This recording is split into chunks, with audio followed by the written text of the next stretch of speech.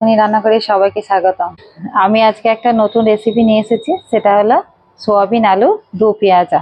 তো আমি কিভাবে বানাই আর কিভাবে করব সেটা আপনারা দেখতে থাকুন। বন্ধুরা, সোয়াবিন আলু দো পেঁয়াজাটা বানানোর জন্য আমি কি কি উপকরণ নিয়েছি আপনাদেরকে দেখাবো। আমি সোয়াবিনটা নিয়েছি 2 মিনিট মতন, আমি এটা ভাপিয়ে রেখেছি। একটু আলু দিয়েছি, আলু যেহেতু দেবো, আলুটা খেতে আমাদের ভালোবাসে, তার জন্য একটু আলু নিয়েছি। আর এখানে টমেটো আছে বড় বড় করে কাটা, ক্যাপসিকাম আছে বড় বড় করে কাটা, পেঁয়াজ কুচিও আছে বড় বড় করে কাটা, আর একটু ছোট করে কাটাও পেঁয়াজ আছে, আর একটু কাঁচা লঙ্কা কুচিয়ে নিয়েছি। সাদা তেল দিয়ে রান্নাটা করব। সাদা তেল আছে, নুন আছে, গোলমরিচ গুঁড়ো আছে, একটু চিনি আছে, আর একটু জিরে গুঁড়ো, হলুদ একটু সামান্য আছে, আর একটু কাশ্মীরি লঙ্কার গুঁড়ো, আর একটু সস ব্যবহার করব, এটা কিষান সস, সয়া সস, আর একটু আদা রসুন পেস্ট করেও নিয়েছি, আর আদা রসুন কুচিয়েও নিয়েছি। প্রত্যেক দিনের রুটিনে একটা না একটা ইয়ে থেকেই যায়, কি করব, বাচ্চারা কি দিয়ে খাবে। হ্যাঁ, তার জন্য আমি আজকে ভাবলাম তো সোয়াবিন আলু দো পেঁয়াজাটা বানাই, আমরাও খাবো আর দর্শক বন্ধুদেরও দেখাবো। বন্ধুরা, উনুনটা জ্বালিয়ে নিয়ে কড়াটা বসিয়ে দিয়েছি, কড়াটাও গরম হয়ে গেছে। বন্ধুরা, সোয়াবিনটা আমি ম্যারিনেট করে নেবো। তো প্রথমেই আমি নুন দিয়ে দেবো, একটু হলুদ গুঁড়ো, একটু জিরে গুঁড়ো, একটু লঙ্কার গুঁড়ো, আর একটু গোলমরিচ গুঁড়ো, আর একটু আদা রসুনের পেস্ট, আর একটু সয়া সস। ভালো করে মাখিয়ে নেবো।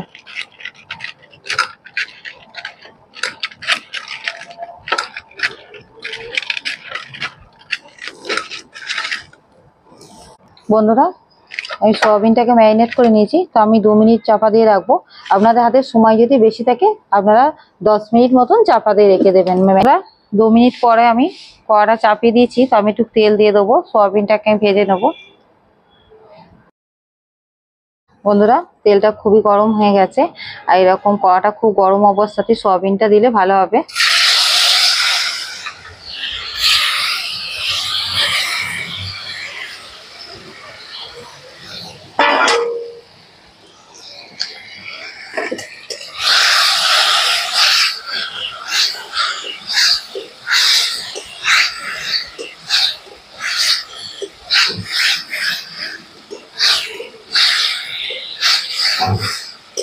সয়াবিন থেকে একটু জল ছাড়ছে, তো এইভাবে একটুখানি জলটা মরে যাবে, তারপর আমি একটু ভালো করে নাড়িয়ে চাড়িয়ে ভেজে নেব।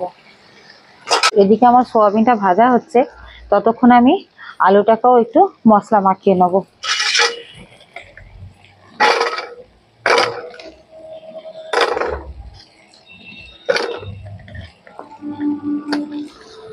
আমি বড় বড় দুটো আলু নিয়েছি, আপনারা চাইলে বেশিও দিতে পারেন বা আলু নাও দিতে পারেন। আলুটা যদি না পছন্দ করেন তো আলু দেবেন না, শুধু সোয়াবিন দিয়েও ভালো লাগবে। তো আমি এখানে আলুটা মশলা মাখিয়ে নেব। বন্ধুরা, নুন, আলুতে আমি নুনটা আর একটু হলুদ মাখিয়ে নেব।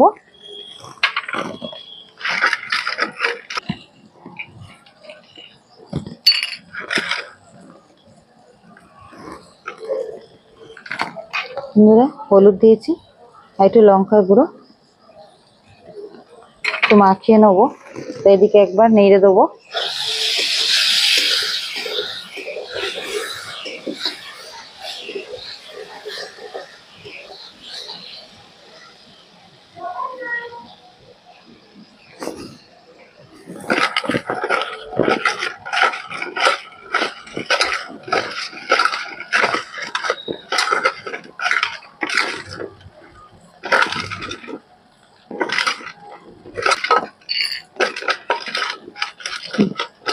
বন্ধুরা, এইভাবে আমি আলুটাকে নুন, হলুদ আর লঙ্কা গুঁড়ো দিয়ে মাখিয়ে নিয়েছি।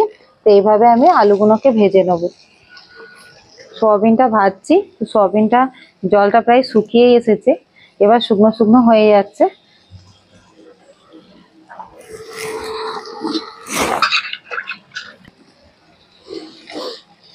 বন্ধুরা, দেখছেন সয়াবিনটা বেশ ভালো করে ভাজা হয়ে গেছে, ঝুড়ো ঝুড়ো করে। তো বললাম না বন্ধুরা, কড়াটা একটু ভালো করে গরম করে নিতে হবে। তো তো ভালো করে গরম করে নেওয়ার পরে না তেলটা দেওয়ার পর সোয়াবিনটা লেগে যাবে না। নাহলে অনেক সময় না সোয়াবিনটা তো কড়াই লেগে যায়। তো দেখুন একটুও কড়াই লেগে যায়নি।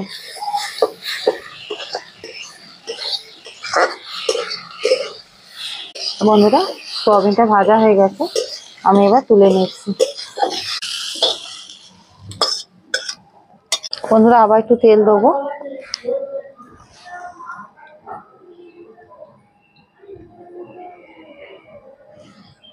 এবার আমি মশলা মাখানো আলুগুলো ভেজে নেব।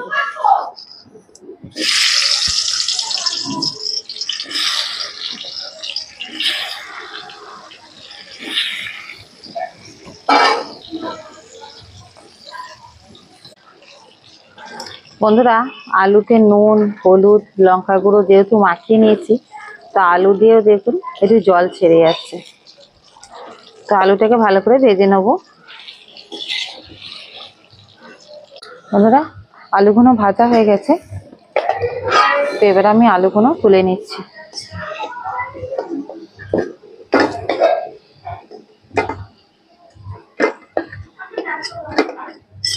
বন্ধুরা কিছুটা তেল আছে, আর একটু তেল দেবো।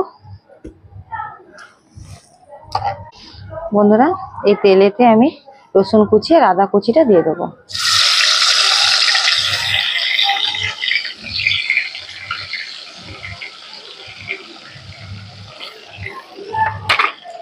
বন্ধুরা আজকে ফোড়ন সেই রকম ভাবে কিছু ফোড়ন দিলাম না, এই আদা রসুন কুচিটা দিলাম।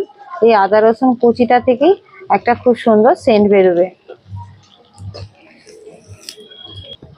বন্ধুরা এই যে আদা রসুন কুচিটা বেশ ভালো করে ভাজা হয়ে গেছে, তো এবার আমি কুচনো পেঁয়াজটা দিয়ে দেবো। পাতলা পাতলা করে যে কুচিয়ে রেখেছিলাম সেই পেঁয়াজটা দিয়ে দিচ্ছি।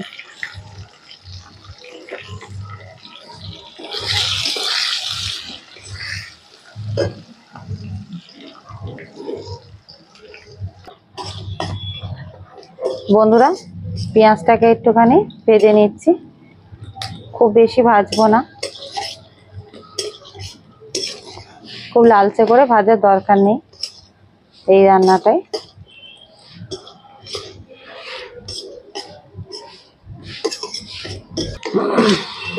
বন্ধুরা আমি তো যেমন ভাবে ঘরে যেমন রান্না করে দো পেঁয়াজাটা খাই, সোয়াবিন আলু দো পেঁয়াজা করি, তো সেইভাবেই আপনাদের সঙ্গেও আপনাদেরকে দেখাচ্ছি। বন্ধুরা দেখুন পেঁয়াজটা ভালো মতনই মানে ভাজা হয়ে যাচ্ছে, বেশি ব্রাউনটা করব না। তো এবার আমি আদা রসুন বাটাটা দিয়ে দিচ্ছি।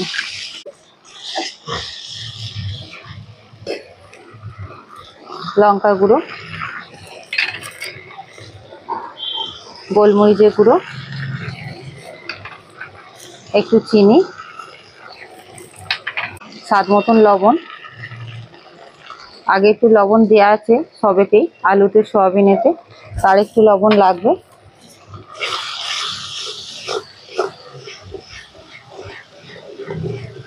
কুচনো কাঁচা লঙ্কা,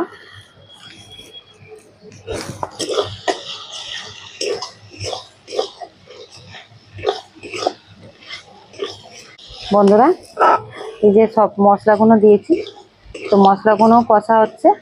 আর যেহেতু এখানে আলুটা তো সিদ্ধ করা নেই, তো ভেজে নেওয়া হয়েছে, একটু শক্ত আছে, তার জন্য আমি আলুটা দিয়ে দেবো। আলুটা দিয়ে ভালো করে মশলাটা কষে নেব। এই দেখুন একটুখানি জল জল আছে, তো জল বেরিয়েছে, তো আমি কোনো জল আমি দেবো না। তো একদম আস্তে করে গ্যাসটা আস্তে করে একটুখানি আমি ঢাকা দিয়ে রেখে দেবো। বন্ধুরা ঝিমে আসছে, আমি একটু ঢাকা দিয়ে রেখেছিলাম 2 মিনিট মতন।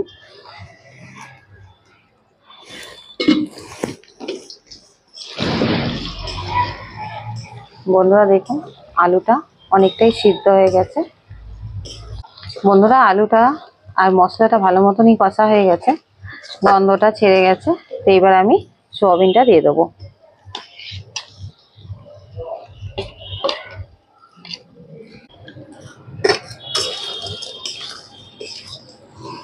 তো সোয়াবিনটাকে দিয়েও ভালো করে একটু নেড়ে নিচ্ছি।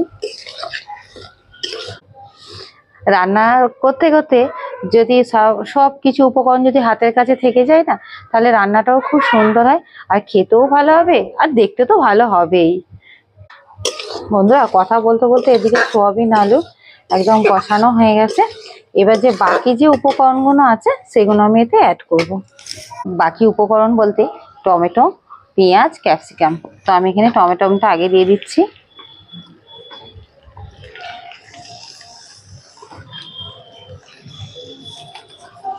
তারপর পেঁয়াজ,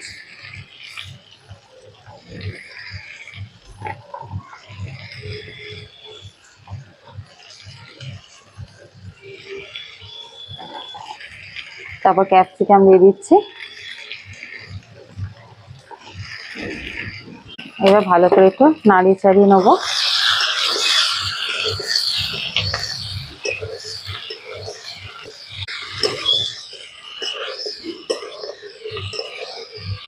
বন্ধুরা সব উপকরণগুলো একটু ভালো করে মিশিয়ে নিয়েছি।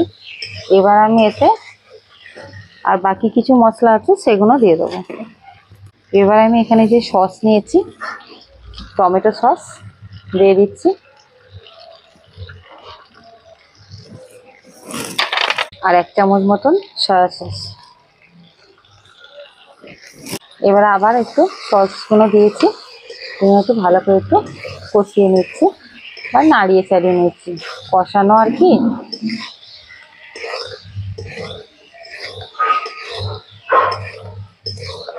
বন্ধুরা এবার আমি একটু জল ব্যবহার করব।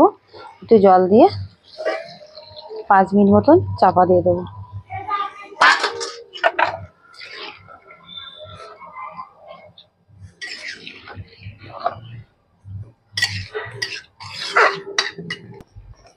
বন্ধুরা আমি জল দিয়েছি, তো জলটা এবার সবকিছু পারফেক্ট ভাবে সিদ্ধ হয়ে যাওয়ার জন্য আমি 5 মিনিট মতন ঢাকা দিয়ে রাখবো একটু হালকা আঁচে।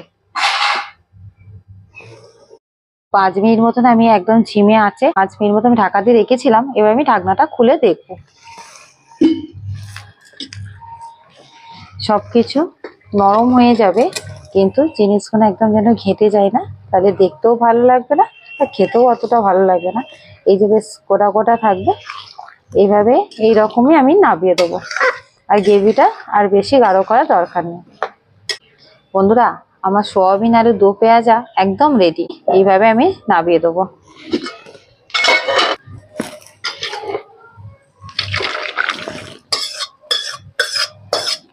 অসাধারণ গন্ধ বেরিয়েছে বন্ধুরা, কি বলবো, মানে না খেলে আপনারা বুঝতে পারবেন না, এত সুন্দর একটা গন্ধ বেরিয়েছে। আপনারা বাড়িতে অবশ্যই একবার ট্রাই করবেন এই পদ্ধতিতে। আর ভাত বলুন, রুটি বলুন বা পরোটা বলুন, পরিবেশন করুন, খেতে খুব ভালো লাগে। বন্ধুরা সোয়াবিন আলুর তরকারি তো আমরা বাড়িতে সবসময়ই খাই, বা সোয়াবিনটা সবসময় পাওয়া যায়, তার সোয়াবিন আলু তরকারি সবসময়ই চলে। তো সোয়াবিন আলুকে একটুখানি নিত্য নতুন ভাবে ভিন্ন স্বাদে এই পদ্ধতিতে আপনারা বাড়িতে অবশ্যই একবার ট্রাই করুন আর সবাইকে খাওয়াবেন। বন্ধুরা আমার ভিডিওটা ভালো লাগলে লাইক করবেন আর বন্ধুদের সঙ্গে শেয়ার করবেন, আর কমেন্টে জানাবেন অবশ্যই কেমন হলো সোয়াবিন আলু দো পেঁয়াজা। বন্ধুরা আমার ভিডিওগুলো ভালো লাগলে অবশ্যই আমার চ্যানেলটিকে সাবস্ক্রাইব করবেন। আজকের মতন এইটুকুনি, ধন্যবাদ।